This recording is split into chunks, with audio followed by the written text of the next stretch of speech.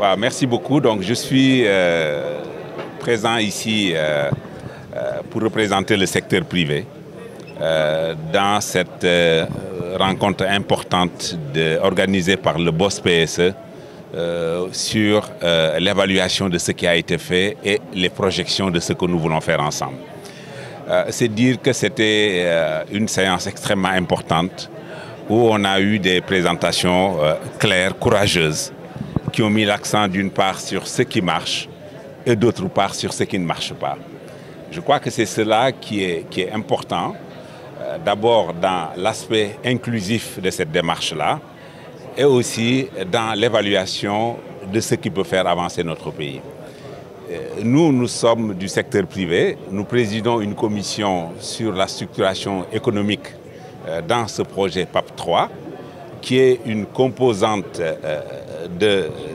du plan Sénégal émergent et qui se traduit aussi par ce qu'on a vu tout à l'heure dans les présentations, par un plan triennal d'investissement public. C'est dire que si le secteur privé a été interpellé, c'est pour qu'il donne son point de vue sur ce qui pourrait nous faire gagner des parts importantes dans la bataille de l'émergence et dans la bataille du développement. J'ai pris la parole justement pour mettre l'accent sur le fait qu'il doit y avoir une nécessaire complicité entre l'État et le secteur privé. Il faudrait qu'il y ait beaucoup plus d'impact, d'industrialisation dans la mise en place du PSE. L'industrie, d'une manière générale, est un pilier incontournable pour qu'on puisse donner du travail à nos jeunes. Ce qui est fait au niveau des projets importants comme le 3FPT, la DER Jeune, c'est bien.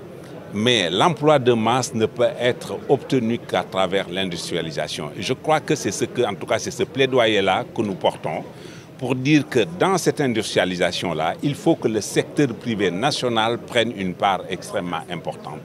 C'est cela que nous voulons dans nos développements, dans nos rapports avec l'administration, que ces concertations-là s'appuient sur ces principes fondamentaux. Vous avez mis l'accent sur ça, l'emploi des jeunes, qui est devenu une question vraiment nationale. Mais nous avons plus de pratiquement 200 000 jeunes qui sont dans le marché du travail.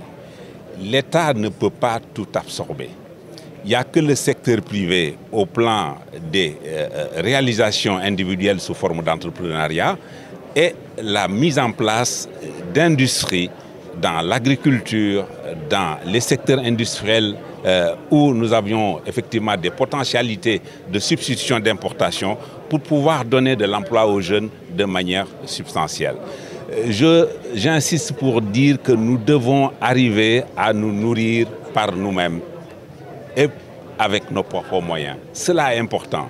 Nous ne pouvons pas continuer à avoir un déficit aussi important en riz alors que nous avons des terres arables, alors que nous avons une population jeune à près de 65 ou 70%, alors que nous avons les moyens de cultiver et d'utiliser ces terres et de continuer à importer du riz, du maïs, de ne faire pas attention sur l'exploitation de nos ressources halieutiques que j'ai signalées, qui sont la base de la sécurité alimentaire.